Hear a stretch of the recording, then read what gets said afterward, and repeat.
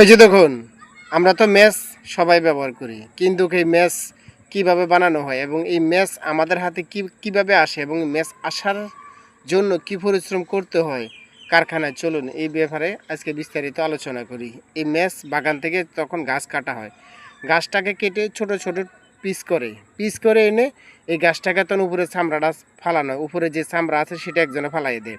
ফালানোর পরে এটারে ফ্যাক্টরি থেকে নিয়ে আসা আইনে এটাকে ব্যাস বেল্টের মাধ্যমে দিয়ে পাতলা পাতলা করে কাটা হয়। এমন পাতলা করে কাটা যাতে একটা টুকরা দিয়ে অনেকগুলো মেসের কাঠি তৈরি করা হয়। পুরাটা প্রক্রিয়া চলে মেশিন মাধ্যমে। আসলে মানুষের হাতে শুধু কাজ হলো গাছটাকে কেটে চামড়াটা ছাড়ানো, এই ছাড়ার পুরাটা কাজ হয় মেশিনে।